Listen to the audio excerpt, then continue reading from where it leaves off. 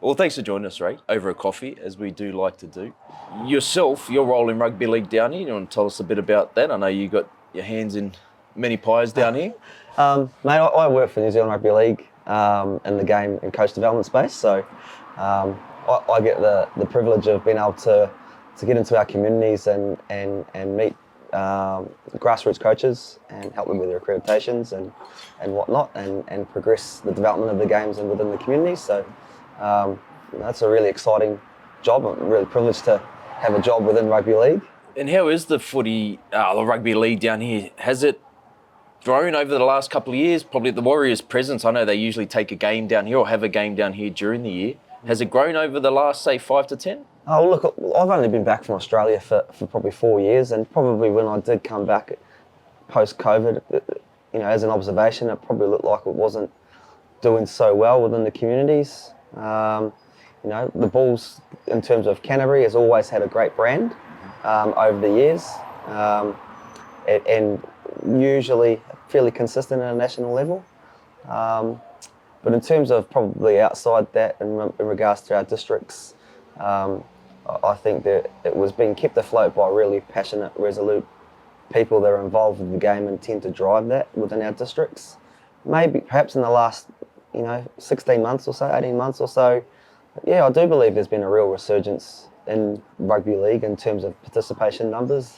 I know Canterbury Rugby League experiencing growth in participation, not just in juniors, but in adults, which is fantastic. Like to be building numbers in that space, and in the female space also, great participation numbers. And then Southern Zone, which is obviously consistent of the districts around the South Island, are also experiencing great growth and participation. I think that's probably highlighted by, the pathways that we have in New Zealand Rugby League at the moment, and always made better by, things like, the Warriors junior teams and opportunities that are coming through that, and then obviously the NRLW and opportunities that are coming there for female sports, so for female athletes. So, I think we are on a bit of a rise at the moment. I don't know if I'm allowed to say rugby union. Rugby union, there's, probably facing a few struggles in terms of what the game looks like as a product. Yep. And when the Warriors are doing well, rugby league does well. It makes your job and my job a lot easier. So, there are lots of parents with young kids that are turning the TV on and the kids are saying, "Mummy, Daddy, can I play rugby league?" Which is a great start for rugby league, and probably something in the past that public perception hasn't quite been there for rugby league. And talking about the public perception, down here we had the trial match sold out. We've got tonight sold out against the Raiders. It seems like the community's really getting behind it, not just the growth in participation playing, but do you feel that going around town, like the community is actually getting behind it as well? I think it comes down to two things. The consistency of brand of football the Warriors are playing and the style that they play, and they're reliable as a supporter. You can turn the TV on and you're going to get a Warriors-like performance, and that's doing really, really well for them at the moment. So as a supporter, you're not riding so much of a roller coaster, and it makes it a lot. Your buy-in there to be a supporter is a lot easier. But then the other thing I think is really, really important is accessibility and engagement. And as an observation, again, the Warriors have done a great job of being active in our communities. They've got an academy set up here in Christchurch with 20 to 30 kids involved in that. Can you tell us a bit about that academy?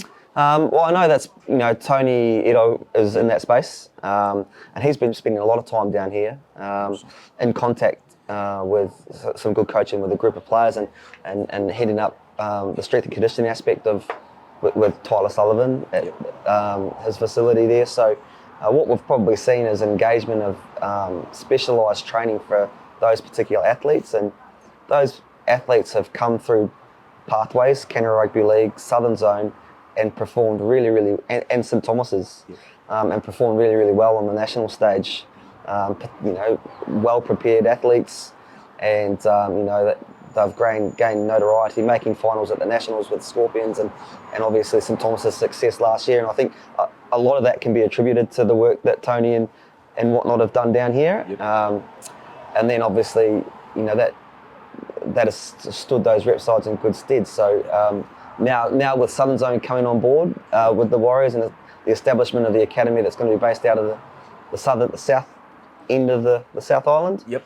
That's going to be providing further pathway opportunities and development for those particular players too.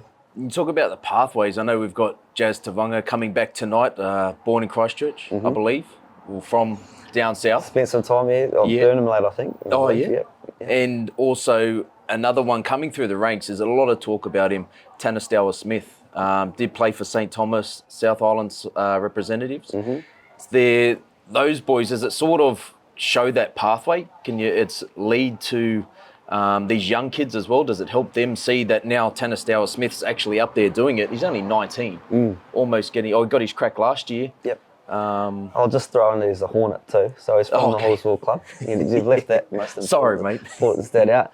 No, like it's fantastic, and obviously a real sense of pride for the club to have Tanner involved in the trial down here and to see him run out.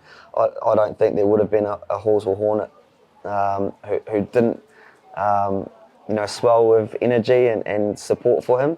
Now that we have the pathway opportunities and are visible for players and athletes, hopefully our rugby league kids that are going off to high school are still motivated to stay in their game and take up those opportunities, as are rugby kids who play and see the opportunities in rugby league also. We might be able to get a few more across. So I think if we can be more player-centric, developing the person and the player and giving them the opportunity to play as much as they possibly can before they need to make a decision and specialise, I think that would be helpful for both codes, not just rugby league. Don't want to put you on the spot too much, but I am, and I will. Yeah. We have the One New Zealand Warriors based in Auckland. We've got 16 other NRL teams at the moment. South Island have been spoken about as having a possible NRL team. Do you have any thoughts on that? Would it work down here? It sounds like from what we're saying, there's a lot of buy-in.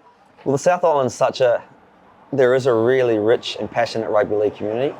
And I think exposure of any kind in rugby league is great for the game down here. In terms of what the public expectations would be again, we'd want a consistent team, one that we can bank on their performance, so that makes it easy to support, just as we spoke of with the Warriors, and no reason why it couldn't be viable. Again, I guess it comes down to how the team performs, how consistent they are with their branding and their accessibility, and I think probably if you look at the over 25, 30 years with the Warriors, and it's taken that long for them to really capture the heart of the whole country. So if they can, learn the lessons of the Warriors' journey and capture the hearts of people, so they can get in behind and actually really support it, then there's no reason why it couldn't take off. SENZ, it's Kiwi for sport.